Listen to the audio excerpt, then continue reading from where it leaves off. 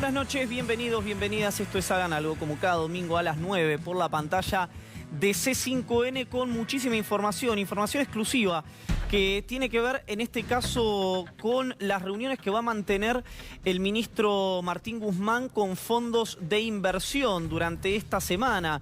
¿Habrá o no habrá una oferta ya propiamente dicha por parte de la República Argentina? Esto va a contar Julián Guarino y vamos a estar abordando otros temas que les voy a contar en instantes nada más, pero me quiero detener en lo que es sin duda el tema de la semana. Estamos hablando de las jubilaciones, que técnicamente no son jubilaciones de privilegio cuando estamos hablando de las jubilaciones vinculadas al Poder Judicial o a los diplomáticos, pero naturalmente, y esto no es una embestida ni algo particular contra quienes tienen estos regímenes especiales, porque están los diplomáticos, están los judiciales, están los científicos del CONICET, están los maestros, en fin, Fuerzas Armadas.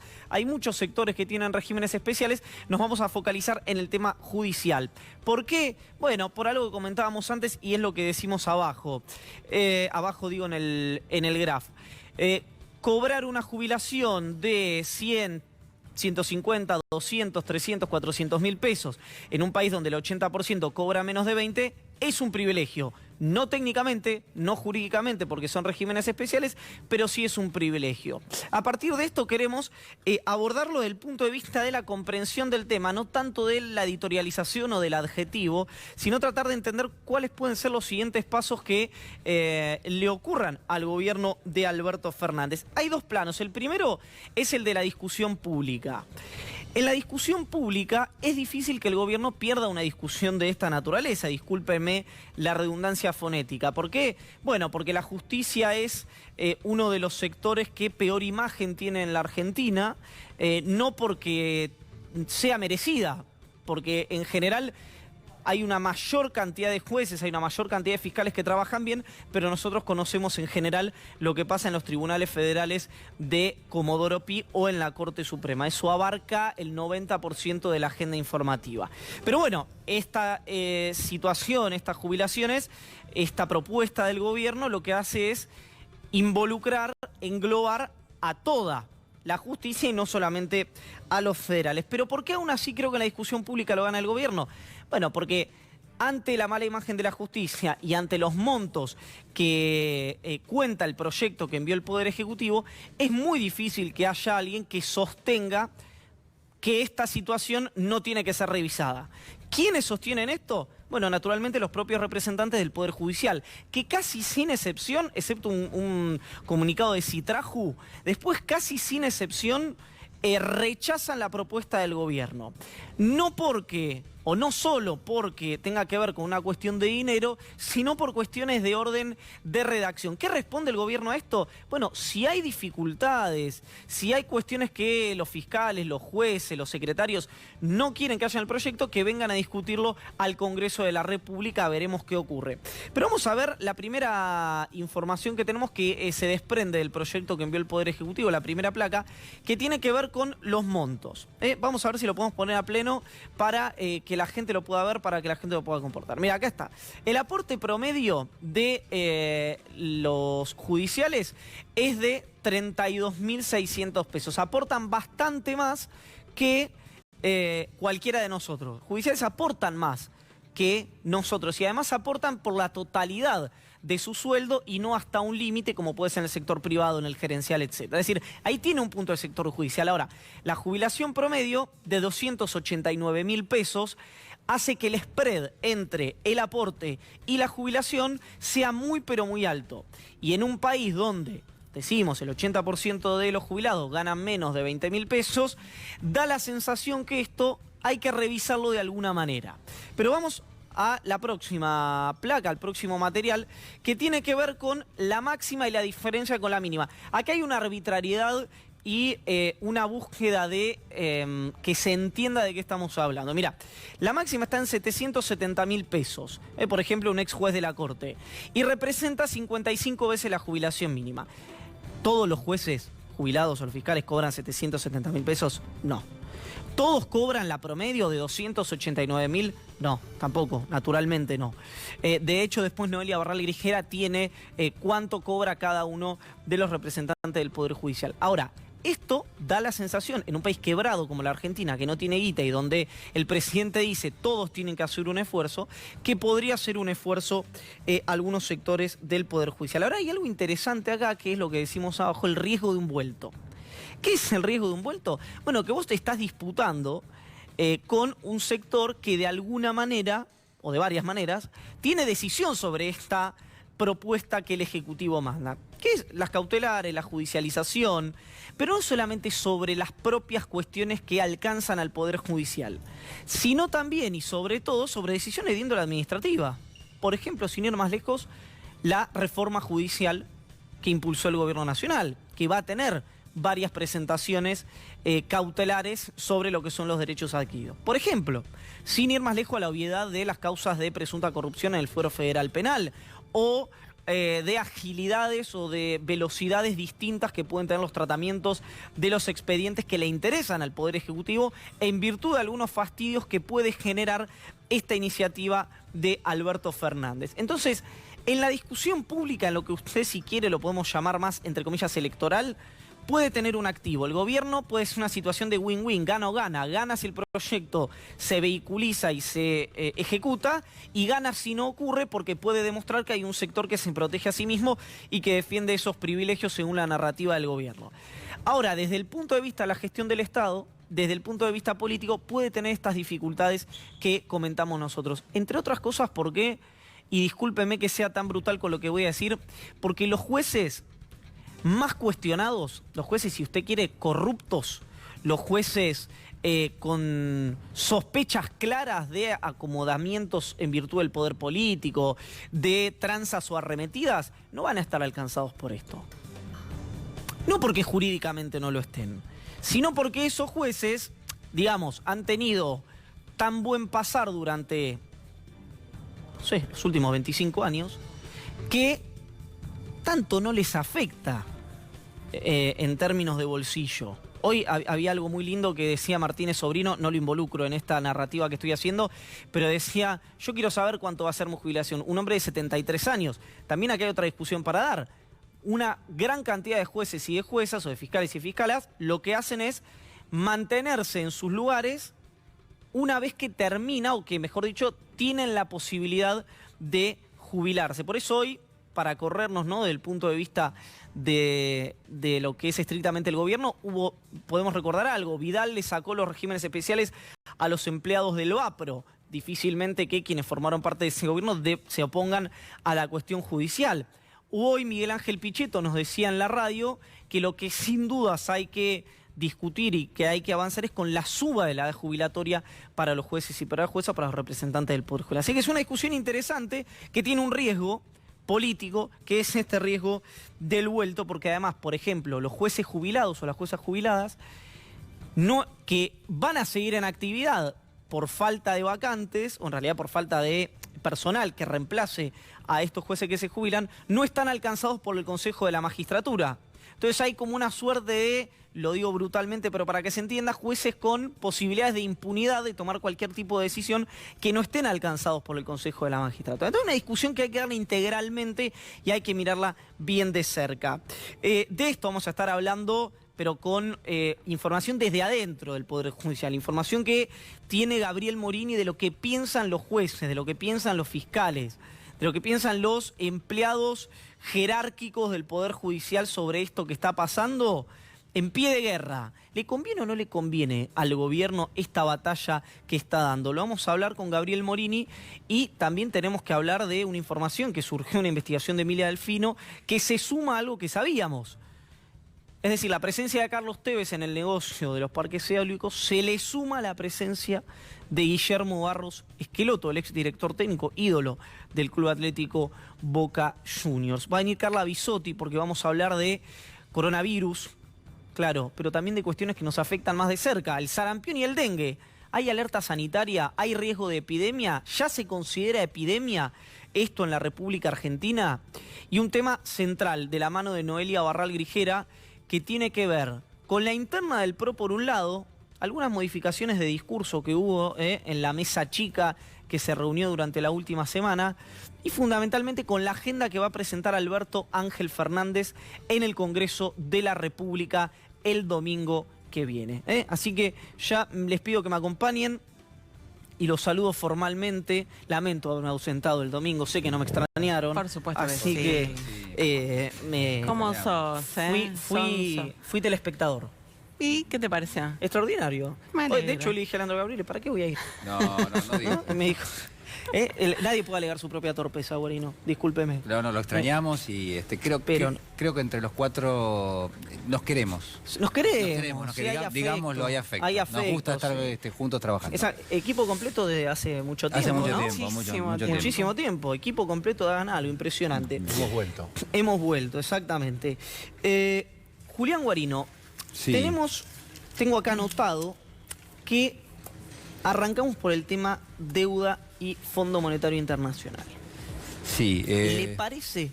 Y si no le parece, lo tenemos que hacer igual. Que compartamos el informe. Me parece bien. Y lo discutimos. Nos pone en clima. Nos ponemos en clima entonces, en Hagan Algo de esta manera. ¿De qué es eso, 3.227? Despensas. No se puede, viejo, no se puede. ¿Qué cosa no se puede? No se puede pagar esto, nadie lo puede pagar esto, parece la deuda externa, yo qué sé, no se puede pagar esto. El fondo es una institución seria con la cual uno hace buenos o malos acuerdos. ¿Vas a dar la plata o no? No, y no insistas. Pero claro, ¿qué te pasa? ¿Que sos del FMI? ¿Para qué la estás guardando? La plata tiene que durar, Benjamín, durar, ¿entendés? ¿Y qué vas a esperar? ¿Que la inflación te la haga desaparecer? Yo te la voy a desaparecer mucho más ¿La rápido. puedes cortar? Nosotros vamos a hacer un buen acuerdo, vamos a hacer un acuerdo inteligente que garantice el crecimiento. Yo vengo a cobrar una deuda legítima y seria. Comportate como un garante legítimo y serio. Esa deuda sí existe. Sí. Es de mi abuelo y está muerto. ¿Y? Y la deuda de otra persona por la que se benefició. ¡Otra persona! Como la deuda externa, ¿no? Una deuda de otros para beneficio de otros. Y bueno, ¿y qué vas a hacer? Y el que tiene que responder sos vos. Hay que pagar. El mayor problema que Macri nos deja, que es la deuda. La deuda es un enorme condicionante. Patricia, ¿qué siente usted cuando escucha términos como tierra arrasada, lo que hubo manejo irresponsable del tema de la deuda externa? Se lo pregunto como flamante presidente del PRO. Hoy el gobierno exagera para tener más tiempo, ¿no? La deuda que nosotros dejamos es absolutamente compatible y normal en cualquier país. Habló el FMI hace instantes, dijo que la deuda argentina es insostenible. Luis Juvedú, el negociador del Fondo Monetario, el personal del Fondo Monetario, ahora evalúa que la deuda de Argentina no es sostenible. La deuda que nosotros dejamos es absolutamente compatible y normal en cualquier país. El que nos dio la razón es el Fondo Monetario Internacional. Que lo que nosotros decíamos no era mentira. Que lo que nosotros decíamos era verdad. Y que si uno seriamente y sensatamente plantea cómo enfrentar las cosas, hasta el Fondo Monetario Internacional le puede dar la razón. La deuda argentina es un problema muy largo en la historia. Es cierto. Tampoco, digamos, ni Macri tiene la culpa. La Argentina pasó de el año 2015, cuando dejó el gobierno Cristina, de ser el país menos endeudado de la región y uno de los más desendeudados del mundo. La Argentina hoy tiene niveles de endeudamiento bajísimos, es un nivel de deuda de los más bajos del mundo. Pasamos a 2019, en 4 años, a ser el país que recibió el rescate más importante del Fondo Monetario desde la fundación del Fondo Monetario en 1945. De cada $10 que prestó el fondo, 6 se los prestó a la Argentina. Y pasamos de 500 de riego país a 2.000. O sea, en 4 años. Para mí hay una responsabilidad política. Ni Macri tiene la culpa. Yo me decía todo, cuidado, que yo conozco los mercados, ya no te da más plata, nos vamos a ir a la mierda. No, tranquilo, hay que seguir. Encima no se puede tomar deuda eternamente y corregir esto. De cuando vino, me pasó un año y medio, una pesadilla. Ni Macri tiene la culpa. El préstamo del fondo. El préstamo del fondo está claro que fue un monto récord en tiempo récord con apoyo político. Y nos dieron la razón. Y por primera vez en la historia, el fondo promueve semejante reconocimiento. Y por primera vez en nuestra historia de argentinos, Les dijimos, esta vez déjennos hacer el plan de salida a nosotros, y nos dijeron háganlo. Yo ya he vivido una experiencia parecida a esta con Roberto allá en el año 2003 y pudimos hacerlo. Lo vamos a hacer otra vez.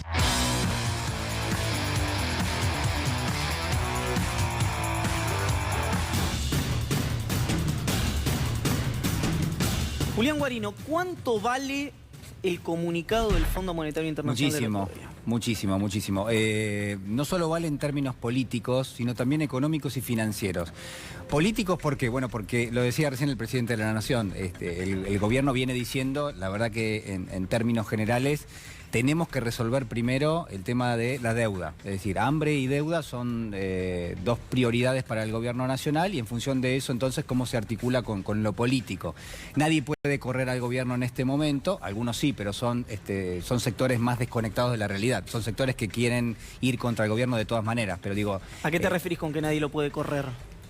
Que creo yo que alguien con una mirada en términos políticos más o menos... con una proyección de mediano plazo, alguien que quiere construir credibilidad política, no puede salir a correrlo al gobierno diciéndole, bueno, la verdad ustedes no tienen un plan económico.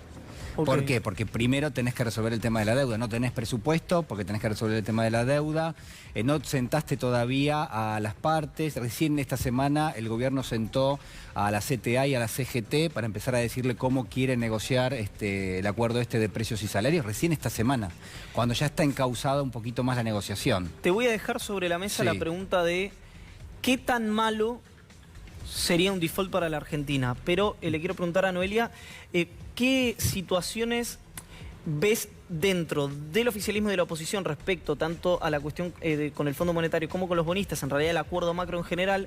Porque lo que uno ve de Juntos por el Cambio es que comunica que tienen que apoyar al gobierno en materia económica, pero por el otro lado vemos a Patricia Bullrich diciendo el gobierno exagera, no es cierto lo que plantea Alberto Fernández. No solo a Patricia Bullrich, digo, cuando fue el ministro Martín Guzmán al Congreso, en esta visita inédita en la que se sentó en el recinto de la Cámara de Diputados a explicar cuáles estaban siendo los pasos de negociación de la deuda, Juntos por el Cambio terminó esa visita y dio una conferencia de prensa en la que dijo textualmente casi lo que decía recién Julián, no hay plan económico, el ministro dejó la exposición del ministro dejó sabor a poco, así que hay claramente una tensión. En un rato vamos a hablar bien de la interna del PRO particularmente, que sigue siendo finalmente el partido que lleva a la voz cantante en Juntos por el Cambio. Es medio por default, ¿no? Es como cuando te llaman y no podés atender el teléfono y pones cortar y los mensajes te ofrecen una plantilla,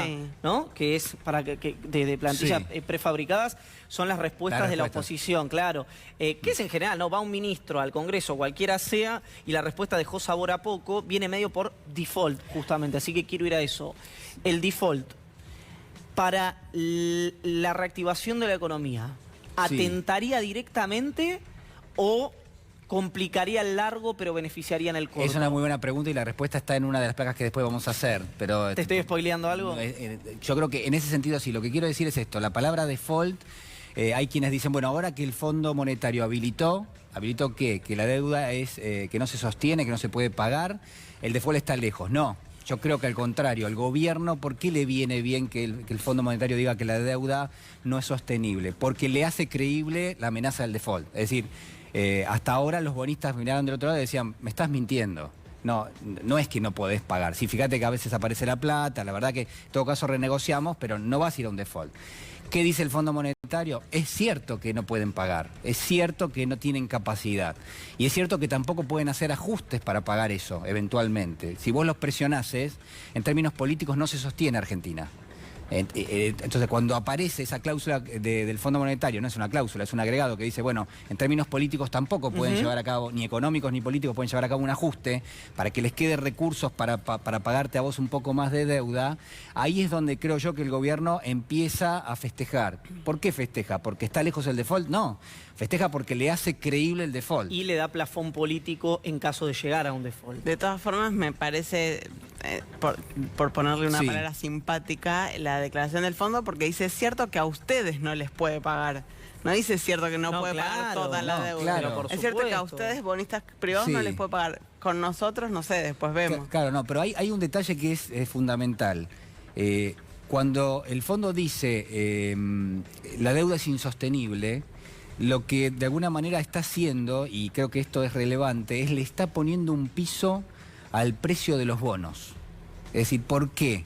Bueno, porque ¿cuál era el gran peligro que tenía el gobierno hasta ahora? Vos deteriorás expectativas a propósito, porque tenés que bajar el precio de los bonos para que cuando le ofreces algo al mercado digan, ah, qué interesante, el bono vale 1, me estás ofreciendo 3.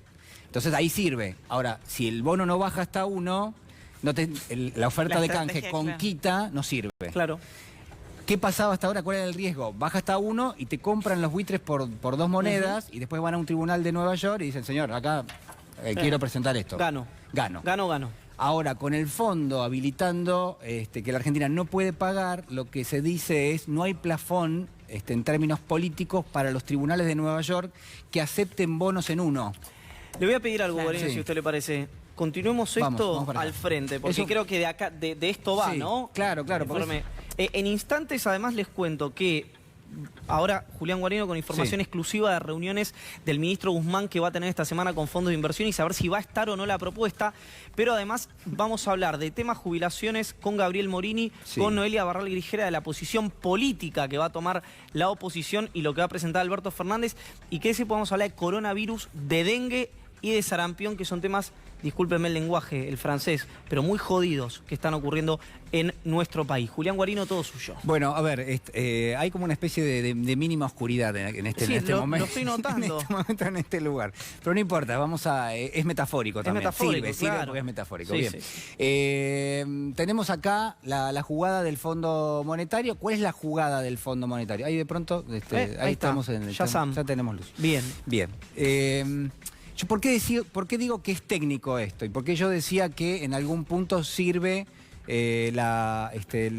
digamos, el comunicado del Fondo Monetario. Porque lo que hace es enfrasca la negociación con los bonistas de vuelta, con un piso que en general hasta ahora era visto por el gobierno como una situación de peligro inminente. ¿Por qué? Porque vos empezás a deteriorar expectativas de, por ejemplo, Alberto Fernández, el presidente, decía no podemos pagar, el ministro de Economía también decía, miren, la verdad que es imposible que paguemos, etcétera, etcétera. Los bonos caen porque la expectativa de que el bonista pueda obtener algo a cambio cada vez es menor y en determinado momento lo que se veía era una resistencia. El bono se deterioraba hasta un punto y en ese punto parecía quienes estaban comprando. Y la pregunta es, ¿quiénes estaban comprando? Respuesta, estaban comprando los fondos de inversión que se dedican a comprar deuda que se llama deuda basura, en general deuda distress debt se llama en el mercado, deuda sumamente estresada, digamos, con poca probabilidad de cobro, y después eso iba a los tribunales de Nueva York y virtualmente podía llegar a ir. ¿Por qué? Bueno, porque son bonos con legislación extranjera. Así es. Es decir, cuando te financias más barato porque tiene legislación extranjera, cuando tenés un problema te sale mucho más caro porque esos tribunales ejecutan justamente el problema.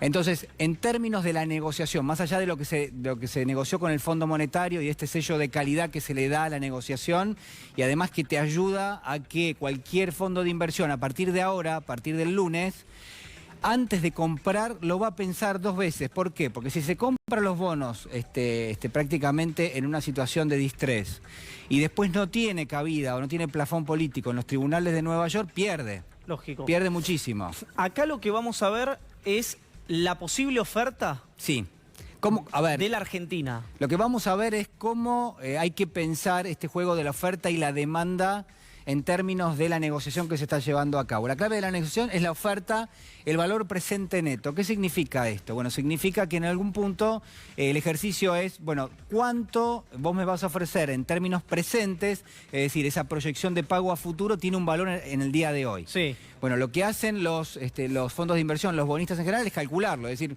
bueno, a ver, si Guzmán ofrece a los acreedores una quita del orden del 40%, este es el piso de la quita, algunos dicen puede ser 35, en valor presente neto, es decir, en el valor traído al presente, la idea es que aceptarían canjear los fondos. Perdóname, ¿a vos te parece? A mí me parece un montón 40% de quita. Está bien. Es bastante. Algunos dicen 35, otros dicen 40. ¿Es mucho? Sí, por supuesto que es mucho. ¿Y vos decís que aceptarían canjear con 40%? Claro, ¿con qué tiene que ver esto? Con el valor al cual están cotizando los bonos. Es decir, para vos una quita del 40 es importante, por supuesto que sí, y beneficia a la Argentina, si el valor de los títulos en el mercado está por debajo de esto. ¿Qué quiere decir? Que aquel que tiene un bono hoy, que vale mucho menos, vamos a poner que vale el 40, está el 40, la paridad del 40, y a vos te hacen una quita del 40, todavía tenés una suba del 20, 25, 30% del título automáticamente, una vez que aparece la oferta. Exacto. ¿Se entiende? Es decir, sí. Y fíjate que la quita es importante. Y ahora, vos decís que con un 60... Con una quita, claro, una propuesta del 60, que sería una quita importante. Mucho más importante. Muy interesante. Exacto. Ahí, por supuesto, podría generar un rechazo masivo. Entonces, la del 40 y la del 60 son los dos andariveles que tiene el gobierno. Algunos dicen 35 y 55, pero más o menos son los dos andariveles que tiene el gobierno para ofrecer la quita.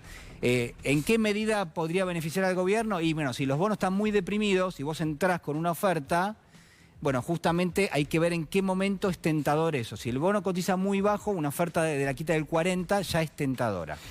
Acá, por esto me decías que lo íbamos a hablar. ¿Cuáles podrían ser los efectos de un default para la economía argentina? Porque hay dos escuelas que te dice, es terrorífico, y que te dice en el corto plazo puede beneficiar a la Argentina, en el mediano y en el largo siempre lo va a perjudicar. Bueno, esta es la mirada que tienen los fondos de inversión en los Estados Unidos y también en Gran Bretaña, que son los fondos más importantes que tienen bonos de la Argentina. Después hay fondos alemanes también, menos.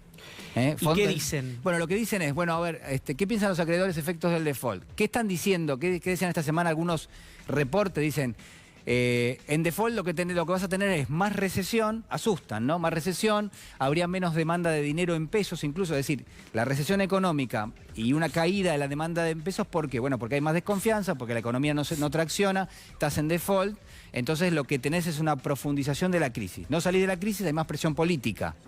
Entonces esto es visto como obviamente un impacto negativo. Incremento de la tasa de inflación también, producto del descalabro económico. Esto es todo citado en los informes económicos de los grandes fondos. Una mayor ampliación de la brecha cambiaria en Argentina y una baja adicional en la calificación de la deuda que afectaría a empresas como YPF. Claro. ¿Esto qué sería en criollo? Sería... A las empresas hoy, todavía hay empresas que se pueden financiar en el exterior, por más que Argentina no lo puede hacer. Pagan tasas relativamente más caras, pero una empresa como YPF por ahí se termina financiando, depende, pero yo digo, Pan-American Energy, empresas que en general pueden acceder al mercado y que pueden financiarse a tasas del 7, del 8, del 6, del 9 algunas. Y se les encarecería mucho eso. Eso ya se les va mucho más arriba y te perdés de traer dólares, porque estas empresas traen los dólares, los liquidan en el mercado local. Entonces, ¿cómo es la negociación? Bueno, el gobierno hizo un esfuerzo, yo digo, deteriorando las expectativas de los acreedores. Las paridades de los bonos hoy están entre un 45 y un 55%.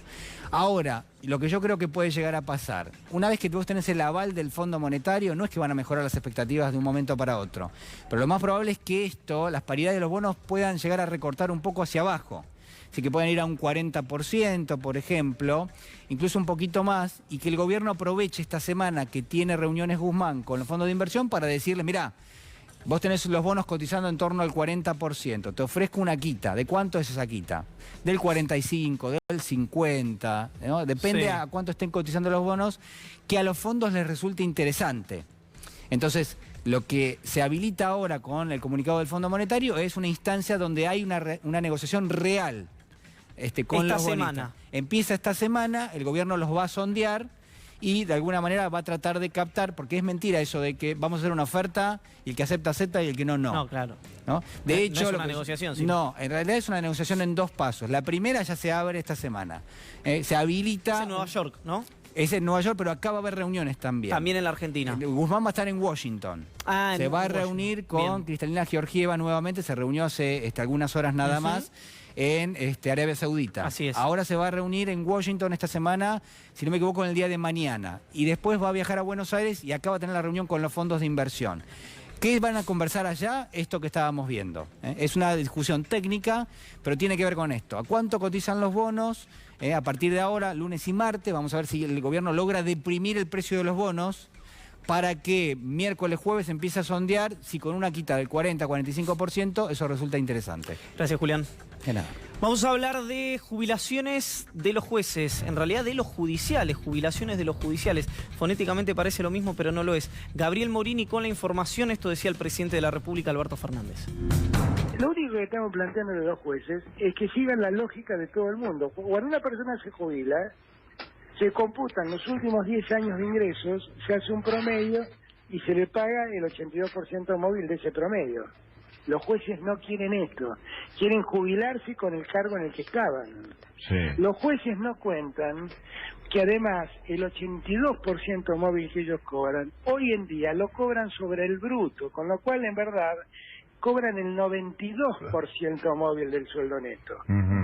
Y yo no tengo ningún problema con los jueces, lo único que quiero es poner un poco de igualdad en el sistema, no es que me la agarré con los jueces. No tengo un problema con los jueces, además muchos de ellos son mis amigos, los jueces además son mucho más los jueces honestos y dignos que los otros, pero la verdad es que estamos discutiendo poner igualdad en un sistema que no es igualitario, donde los jueces tienen estos privilegios.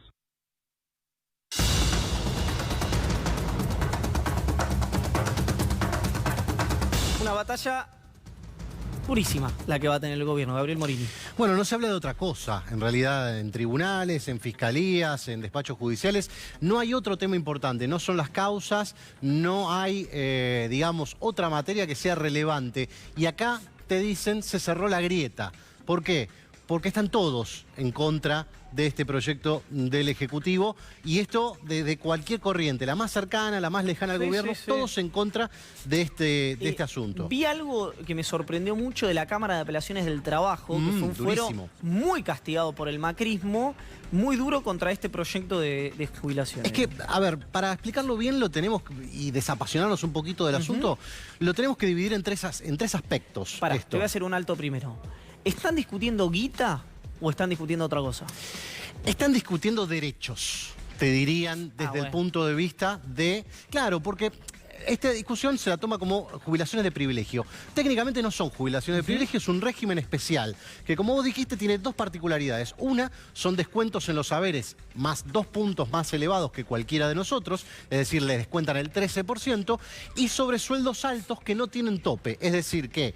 Si hay un tope establecido en 110.000 pesos para hacerse ese descuento del haber bruto, en el caso de los judiciales el descuento es sobre el monto total de su salario.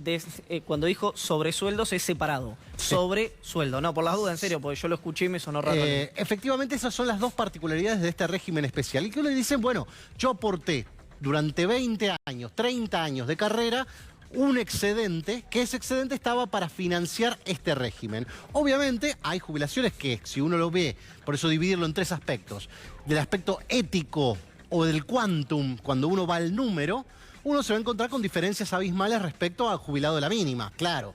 Hay distintas especificidades. Cuando uno lo analiza desde el punto de vista de la discusión pública, es una batalla perdida para los judiciales. Eso ya lo saben, ya lo conocen, y me parece que el gobierno se amaca en esta posibilidad para tener un plafón político de avanzar contra esta cuestión. Totalmente.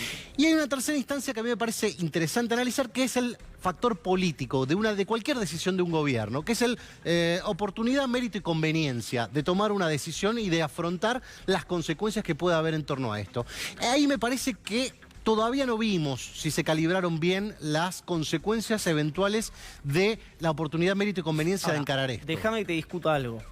Si vos pensás en cada medida que vas a tomar, cada interés que vas a afectar, la oportunidad y mérito y conveniencia, en un país donde las instituciones son débiles, las presiones políticas y corporativas son altísimas, es una coalición de gobierno que todavía no resolvió un tema central que es el de la economía, no estás para dar ninguna batalla, ni una sola. Es cierto, pero vos necesitás de los tribunales para tomar un montón de medidas garantes de gobernabilidad y de avanzar en otras cuestiones. Por lo tanto, vas a tener que pegar la vuelta y volver a someter algunas decisiones de tu gobierno, entre ellas la reforma previsional, a que estos mismos jueces a los que estás tocando las validen. ¿Te puedo preguntar algo? Sí. ¿Te puedo preguntar algo? Porque me suena así. Vos me estás diciendo que una medida que toma el Ejecutivo puede afectar que un juez, en lugar de impartir justicia, se tome una revancha contra el gobierno por esta decisión. No lo digamos en esos términos, pero es como va a terminar funcionando, porque lo que hay que meterse para bucear dentro de este esquema es que este no es Comodoro Pi. ¿Se entiende? Esto no son la integralidad. el lawfare, Claro. ¿se entiende? No Sí, son los sí. jueces del lawfare. Esto es todo el sistema judicial, son las justicias de las provincias y un montón de gente que hace funcionar el mecanismo del Servicio de Administración de Justicia, que no necesariamente son los jueces, porque vos bien lo dijiste, no hay ninguno de los sospechados de ser jueces que actúan mal que hoy esté gritando. No, ninguno. No importa, Ninguno. no tienen la más mínima importancia. Ahora sí hay muchísimos empleados jerárquicos que trabajan y muy bien en distintos fueros, estamos hablando de fuero civil, fuero laboral, fuero del trabajo, justicias de las provincias, donde no hay nada, donde no hay condiciones materiales para hacer nada, hay personal. Y hay personal jerárquico. Y además están los jueces y los fiscales que, bueno, allá su vida, digamos, en términos generales, son los que mejor están en toda esta ecuación. Pero vayamos en base a cuáles son las discusiones Perdón, de fondo. vos decís que es la 125 de los jueces. Es la así lo viven. Así lo viven. Nadie va a cortar una ruta, claro, no traigamos esa alegoría, pero ¿puede haber parate de expedientes? ¿Puede ser que deje de funcionar la justicia como tal? ¿Es un efecto colateral? Sí, puede ser y lo vamos a ver por qué. ¿Qué es lo que establece el proyecto en líneas generales? Un aumento del 18% de los descuentos mensuales. Hoy está en el 13 aproximadamente. Esto se elevaría al 18%. Vamos a la oportunidad política, mérito y conveniencia. Había un proyecto en el cual los jueces le habían entregado al gobierno y le habían dicho, bueno, está bien, nos querés modificar el régimen, vamos a hacer que pataleamos, pero estos son los puntos sobre los que podemos trabajar. Suba de la edad jubilatoria y aumento del hasta el 16% de descuento. Hasta ahí nos la bancamos. Por favor, no toquen el 82% móvil. Déjame que te pregunte esto porque no lo entiendo.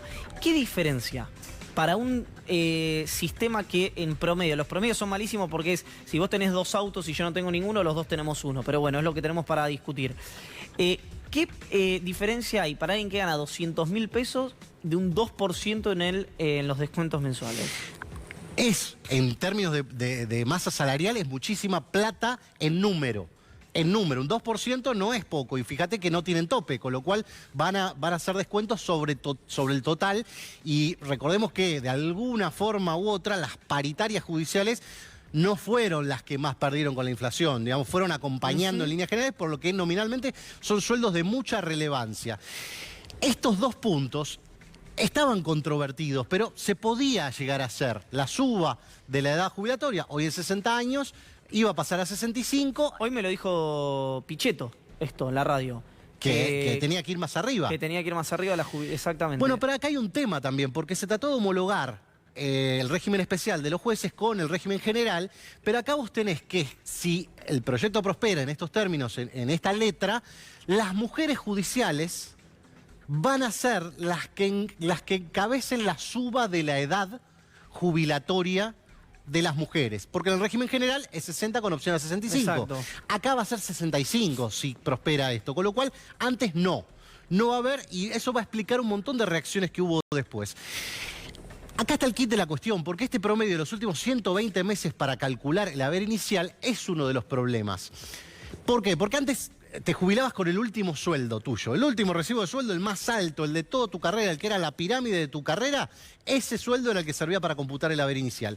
Ahora te dicen, no, vamos a promediarte, porque por ahí hace 15 minutos que sos camarista. Claro. Y antes tuviste otros sueldos, entonces te vamos a hacer un promedio de esos últimos 120 meses, 10 años, para ver cuánto ganaste y así establecer el nivel inicial. Ahora bien, el problema es que no está establecido ni el índice de movilidad, ni cómo se va a calcular esta alícuota de actualización. Estos son los 2 problemas centrales que tiene el proyecto, que por lo bajo, desde las 2, digamos, veredas en las que podría dividirse el Poder Judicial, más cercano al gobierno, más peronista, menos peronista, dicen, técnicamente tiene muchas falencias, entre ellas el olvido del cargo del prosecretario, que hoy el prosecretario administrativo, el prosecretario letrado, es un cargo antes de secretario. Y esos son cargos jerárquicos que hacen funcionar la maquinaria, porque los jueces firman. Los jueces firman al final de la historia, pero esta gente es la encargada de llevar adelante los expedientes. Pero como la eliminación del cargo.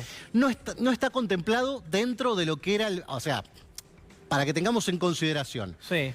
Jueces, secretarios y prosecretarios tenían el régimen del 82% móvil, que en realidad era un poquito más, porque era el 82% móvil, pero ya no tenías descuento de jubilaciones cuando estabas jubilado, de manera que lo que hacías era tener casi hasta un 90% móvil respecto al salario. Eso abarcaba distintas jerarquías dentro de los juzgados, fiscalías, defensorías, la Procuraduría de Investigaciones Administrativas y demás.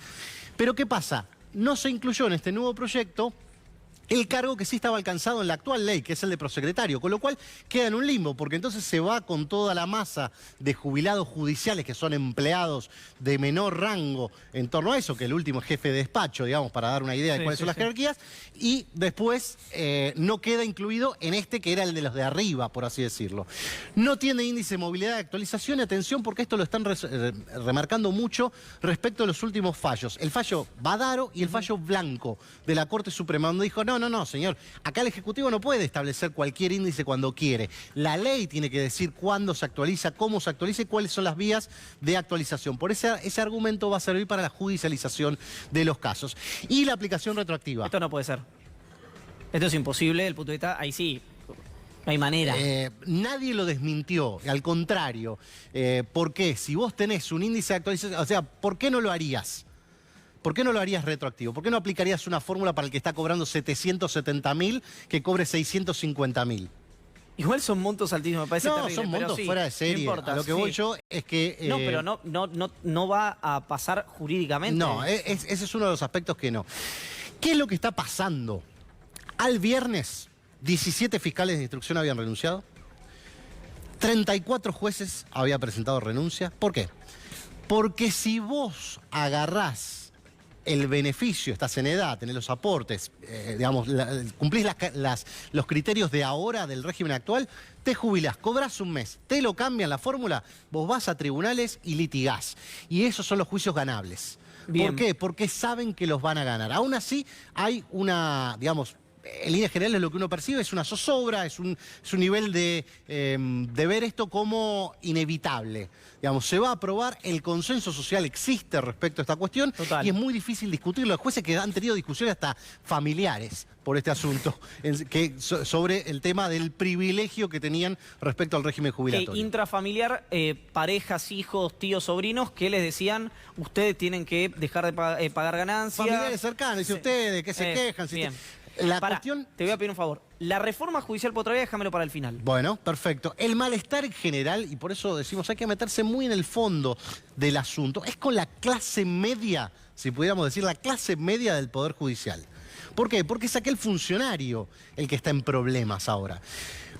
En el Poder Judicial, en todos los poderes judiciales de la Argentina, partís de dos premisas casi, de seguridad. Es un poco fordista este argumento que voy a dar, pero partís de dos premisas. Uno es el sistema de salud con coberturas que exceden, digamos, la de cualquier prepaga, por ejemplo, y un servicio de grandes prestaciones. Y el segundo término es la jubilación. O sea, vos entrás, podés trabajar 30 años y te vas a jubilar con la certeza de tener una buena jubilación en el Poder Judicial. Bueno, estos son los puntos que se están tocando y son los puntos sobre los cuales yo no sé si el gobierno todavía no está la moneda en el aire respecto a la oportunidad, mérito y conveniencia de todas estas decisiones. La reforma judicial por otra vía me interesa tanto que quiero que lo conversemos en la mesa. Dale, ¿Está bien? ¿Estás de acuerdo? ¿Por qué? Porque uno de los puntos que nosotros decíamos en la semana, y creo que vos te referís de alguna manera a eso, tiene que ver con que si hay tantas renuncias de jueces y fiscales, casi me caigo, perdí el equilibrio, les pido disculpas, les juro que paso cualquier análisis. Levantábamos al rey. Sí, no sabemos, Sí, lo que ocurre es que terminás, si hay, no sé, digo una tontería, pero si hay 300 renuncias, tenés 300 vacantes. Entonces, son 300 lugares que vos podrías llenar como gobierno, pero también que te pueden generar una parálisis. O tenés 300 secretarios menos. A ver. ¿Y quién trabaja? Por eso la parálisis. No, la parálisis se puede dar incluso por la vía de que el gobierno no la pueda solucionar. Claro. ¿Se entiende? O sea, poniéndole todo el énfasis. Por ejemplo, tuviste un escenario de renuncia del Tribunal Federal número 6. 2 de los 3 jueces que tienen que empezar juicios por presuntos casos de corrupción. Van a volver. Aparentemente los juicios los van a hacer. ¿Cómo? En calidad de jueces jubilados. Lo que decías vos es correcto. Los jueces jubilados no están alcanzados por sanciones disciplinarias del Consejo de la Magistratura. Es decir, tienen podrían como hacer un cualquiera, para decirlo. Sí, a ver, la realidad es que uno supone que no lo van a hacer, pero digo, no están alcanzados. O sea, es una gran paradoja eso. Suponete... ¿Por qué pasa eso? ¿Por qué? Es normativo, sí, pero ¿por qué un juez jubilado no está alcanzado si está en ejercicio? Bueno, es un tema normativo que habría que revisar, ¿no? Sí. Quizás eso sería más importante en algún punto. Es insólito. Es insólito, es realmente insólito. Y vos tenés además, qué sé yo, de la Federación Argentina de Magistratura, que agrupa los poderes judiciales de 11 provincias, diciéndote, esto va a hacer colapsar nuestros sistemas. Nuestro sistema de nuestra gente, que no son necesariamente los cabeza, digamos, de compañía, por así decirlo, sino son todo el aparato y toda la estructura que hace funcionar por detrás el sistema de justicia, que ya viene funcionando mal en líneas generales en todos los frentes. Usted, desde el punto de vista económico, me va a decir que esto además no involucra una gran cantidad de dinero, ¿o sí? No involucra una gran cantidad de dinero, y además yo lo asocio a el impuesto, ¿se acuerdan ustedes? A la renta financiera. Cuando se puso en marcha el impuesto a la renta financiera era una cuestión más simbólica, más de una señal de decir, bueno, la actividad financiera tiene que pagar un impuesto, y sobre todo aquel que compra un bono y después lo vende y gana plata, paga ganancias. Un trabajador y no paga a alguien que compra un bono y después lo vende por esa ganancia, tiene que pagar. Ahora, cuando vos hacías la cuenta, te dabas cuenta que el aporte era marginal total de la renta financiera. Sin embargo, salió... Porque hay una cuestión ahí que creo que como dice Gaby, tiene que ver con lo ético, con lo moral, con lo que está planteando el gobierno. El gobierno está poniendo en valor la palabra solidaridad. Bueno. Entonces, es menos creíble si no va atrás de los jueces. Ahora, fíjate, suba de retenciones. El recorte a jubilados comunes, llamémoslo como quieran, pero hay ahí una especie de disparidad entre el aumento de unos y otros. Tarifas que se van a descongelar solidariamente en algún momento. Creemos que sí, no para todos, pero para algunos sí. Ganancias que siguen a tope. Impuesto país que ya está. Bienes personales que subió. La suma fija versus la negociación salarial en términos porcentuales. Son todos ajustes que está haciendo el gobierno, y que lo que te dicen es, los jueces no van a poder zafar de esta. ¿Por qué? Porque ya les tocó a todo el resto, le está tocando a todo el resto. Entonces lo que digo es, más si el gobierno termina planteando, como dicen, que podría pasar en las próximas horas, una suba adicional de las retenciones. Vas a tener al agro también protestando. Es decir, la verdad que el plafón en términos políticos para reclamar algo se le está achicando muchísimo. Por eso decíamos que es como una reforma judicial por otra vía, porque lo que va a generar es un movimiento en líneas generales respecto a todo lo demás. Déjame agregar, además del panorama que trazaba Julián, es un sector que no paga ganancias, que tienen sueldos altísimos y que por una decisión de ellos mismos sobre su situación no pagan ganancias.